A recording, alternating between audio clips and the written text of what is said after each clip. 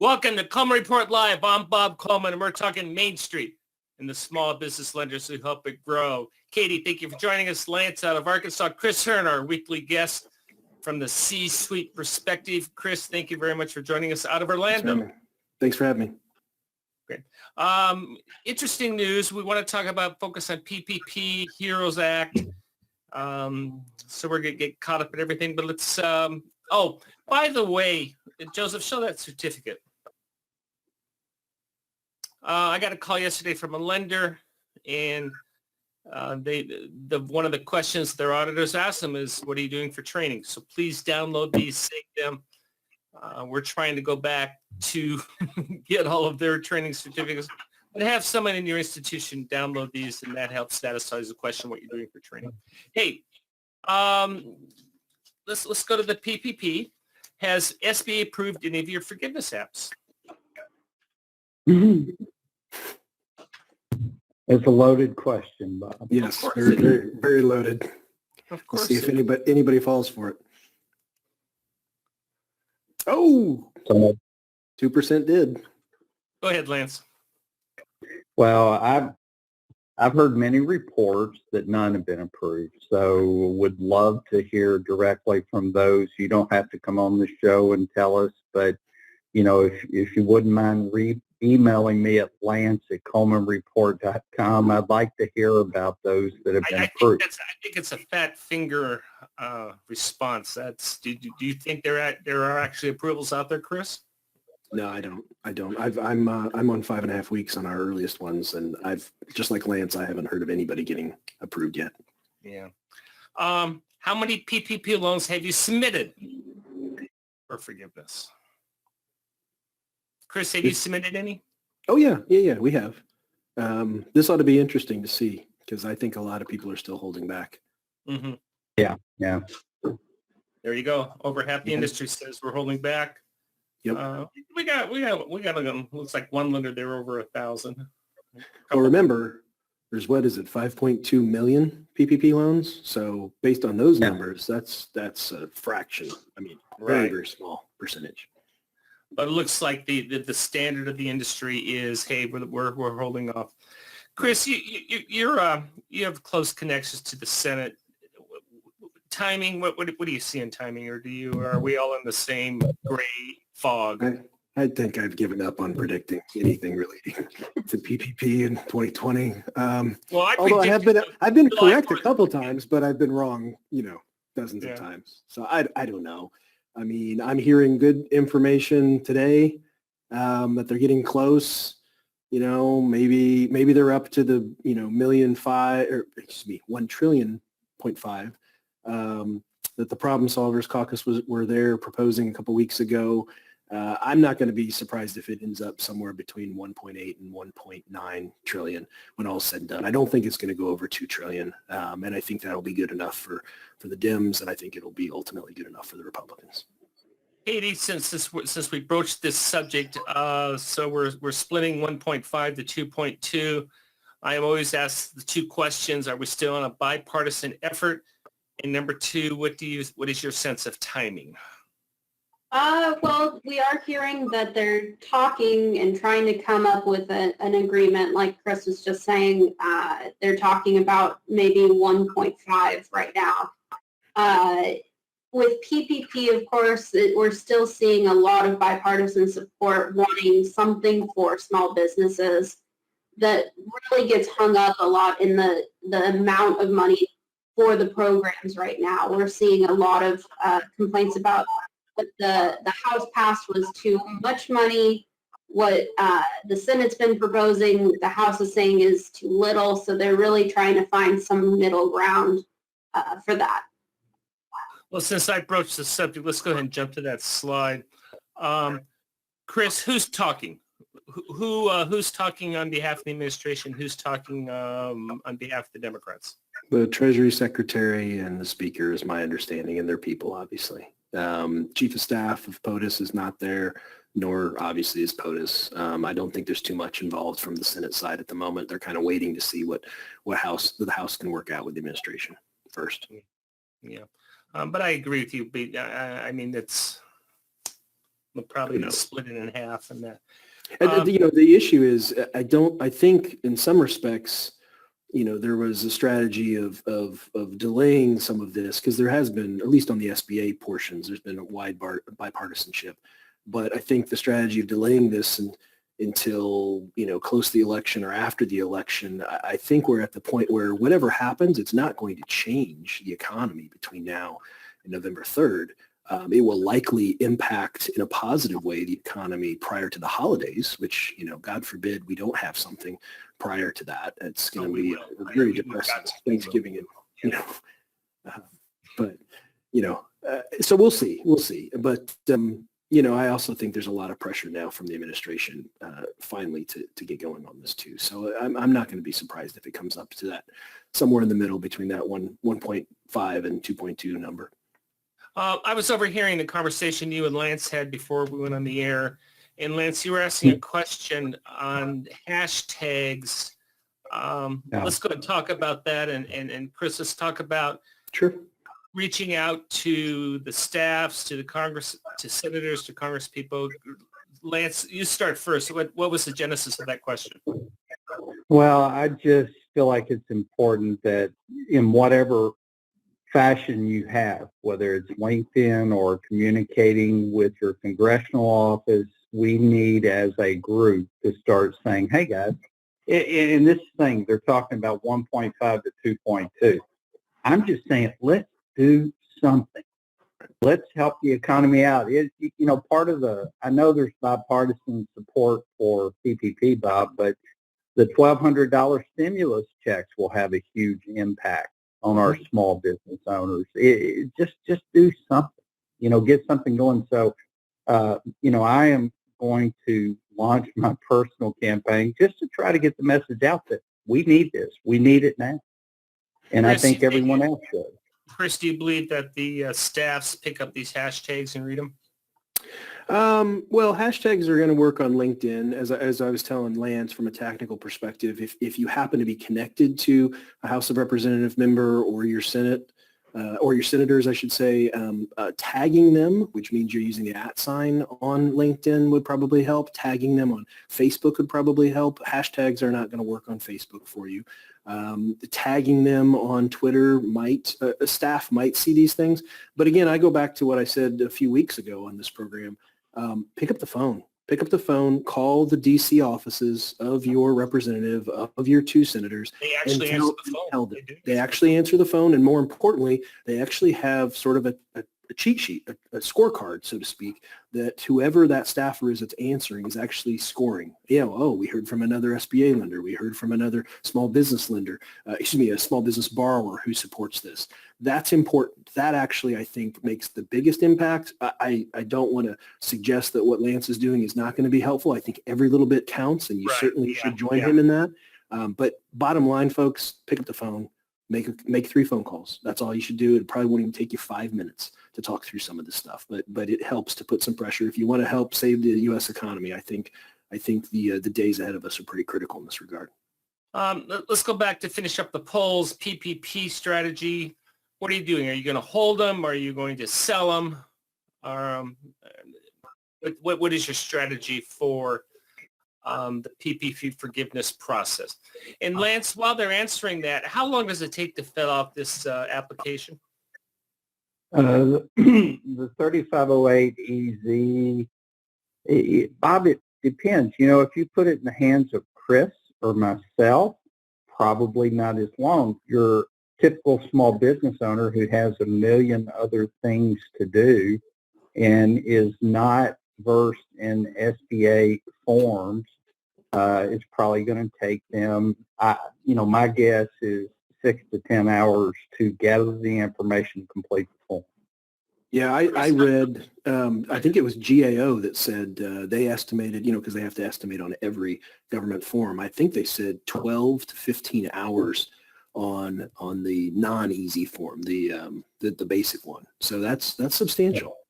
Chris, I give your shop a call and say, hey, I want to start the paperwork.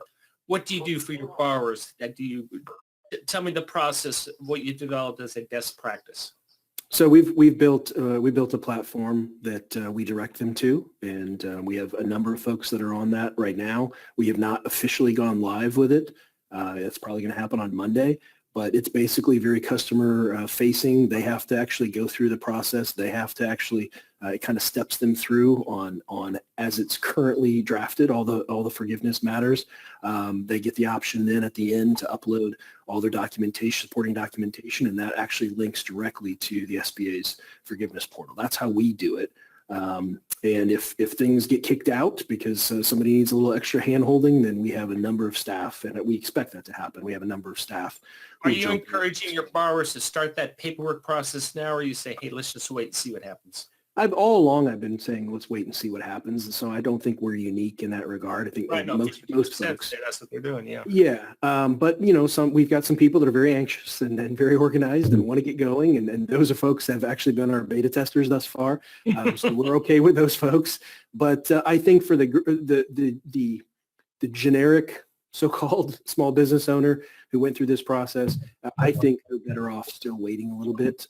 I really think if something's going to happen, and I believe we all expect that it'll be sometime this month. So while we are going to launch officially our program probably on Monday, I still think we would encourage people to wait a little bit, because it wouldn't shock me if, in the days ahead, the sub 150 folks will have some radically reduced hopefully it's forgiveness. Yeah. Well, 150 is what they're talking about. That was in the the HEROES Act 2. If it's less than 50,000, it's tremendous. I mean, it's literally just like filing your taxes. You've got to retain the documentation, but you're just basically making a certification. So I think it'll be very helpful for folks, not just borrowers, but also lenders too. And Katie, SBA. Let's not forget SBA too, because they have to opine on these things, which is why things are a bit delayed at the moment. Katie, let's talk about our friend John Riossi, American banker. He wrote an article last week saying that they're going to start PPP loan forgiveness apps this week. Any additional information on that? Unfortunately, there's not a whole lot more information. I picked up on this too. Treasury Department is saying that they were going to start accepting and approving forgiveness applications either last week or early this week. Well, it's early this week, and I still have we had the 2% who said they did, but I don't know if that's people just clicking too fast, or maybe I don't know. We've had that. As Lance said, if you've had a great experience, please email us and let us know. We're not going to out you. Right. But we'd love to hear the story. Hey, what's going on with the IRS, Katie? How come SBA and the IRS can't play nice with each other? Well, we received a IRS notice on PPP loan forgiveness earlier this week, and that notice basically just says that lenders do not need to file information returns or furnish payee statements to report the amount of qualifying forgiveness on PPP loans. So normally you would have to do that, and for this particular situation, you do not. Chris, what's going on with the individual states? What's going on with Florida? I know California is talking about taxing in, and some of the northeastern states. I don't know. I mean, there's all sorts of scuttlebutt about it on a state level, and we'll have to see. But I think there's a bigger issue here regarding the IRS and SBA that I'm hearing that they're talking about literally today, which is this matter of which I've talked about before on this, about so-called double expensing, basically, which is the IRS is taking the view that if you got forgiveness for your payroll and your utilities and your facility expenses, and all those things are expensable items when you file your business tax return, they view that that's not going to be appropriate here, that you're going to have to account for that in some way. And the analogy I've thought about this that I think is perfect is, if a small business owner, if their next door neighbor decides to give them $100,000 equity injection, that doesn't change the fact that they have the right to expense payroll and utilities and facility expenses, just like PPP. So if their Uncle Sam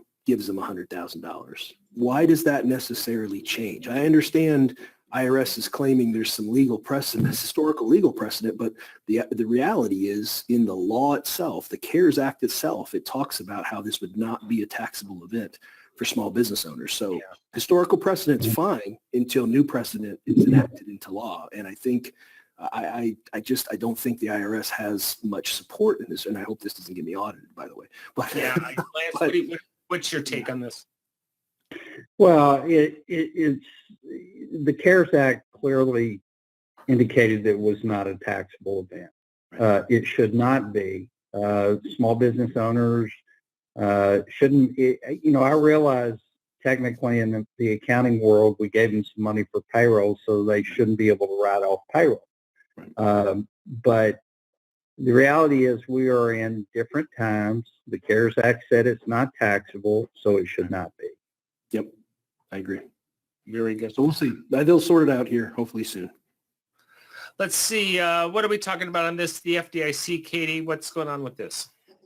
So this is just a bit of a follow-up. There's ICBA and several other trade organizations are really pushing for them to try to work with the asset threshold situation with the PPP. FDIC is kind of saying that they are exploring options now, so that's looking better, and they're definitely less concerned about that now that the FDIC has mentioned it to the House. Very good. Lance, we got a question from Janice. It'll take you about 30 minutes to answer. You got 30 seconds.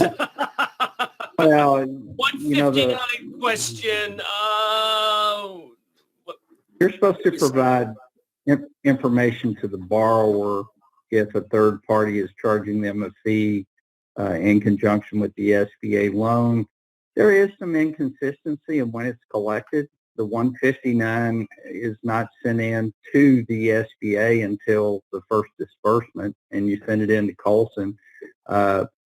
Technically, I think you should collect the 159 during the underwriting process when the fee is identified. But I know lenders do it at different times. Some lenders just make sure it's collected prior to close. Right. Very good. Paul asked the question, hey, how do we handle insurance? And how do we track blanket UCC filings, Lance? Paul, I'm at a really large institution, and we have a department that tracks this, and I'm very thankful for that. That's a pun. Yeah, the answer to the question, he asked at my bank, do we have a department that takes care of tracking insurance? And the answer is yes. What about you, Chris? I'm only brought in, Bob, when they don't have insurance. Right. Yeah, I think this is a fundamental function of your servicing group, and you should have a tickler system to properly follow up on these things. And much like Lance, I'm only brought in when there's a big problem, and that's and the problem is, correct me if I'm wrong on my dates, but you have a 7-year loan, but UCC statement's only good for 5 years. Is that the deal? I think it really depends on what type of UCC it is. Yeah, I know. California's. I'm starting to guess, but the answer is it needs to be tracked. And remember, since we got a couple seconds, so what happens if it lapses and the borrower can't afford it? Lance, do we force place it? You're going to need to force place insurance if that's a piece of collateral on the SBA loan. And I'll share a real brief Reader's Digest story. I was doing a liquidation process where I picked up the loan after it had been in liquidation for a while. The bank had not forced placed insurance. The only piece of collateral was a bed and breakfast inn. Some crackheads, for lack of a better description, broke in and decided to camp into it, built a campfire inside the bed and breakfast, and burned it to the ground. Wow. Yeah. So when I did my site inspection, there was a bed and breakfast that was about 10 inches tall. Well, obviously, SBA repaired that one quite significantly. Yeah. So, yes, force placed insurance if insurance coverage is not there. Very good. We got a couple of questions. I got one from Raymond. It's pretty, I'm going to hold that over for tomorrow, Raymond. I know there's another one. There's a short question. I'll take the short question. This is from Brandon. Have we heard anything more regarding how to handle servicing PPP payments coming due in November? No, right? We don't. No. If you're concerned about it, short question, short answer. Yeah, I would suggest if your institution's concerned about these things or wants to recognize the processing fee, they need to consider possibly selling them to institutions. And 8% of our people said they would consider selling them. I do know that several banks, larger banks, have said that they're not going to make any money on the PPP applications because they're worried about all the servicing requirements to submit these forgiveness. A couple of larger Wall Street banks have made that comment. Hey, we do our webinar tomorrow on compensation. Feel free to join us on that. Send an email to myself or Joseph, and we'll talk about compensation for 2021. Lance, Chris, Katie, thank you so much for joining us. And thank you for joining us for Coleman Report Live and for supporting America's Main Street, one entrepreneur at a time. Have a great day. Take care, everybody. Stay safe.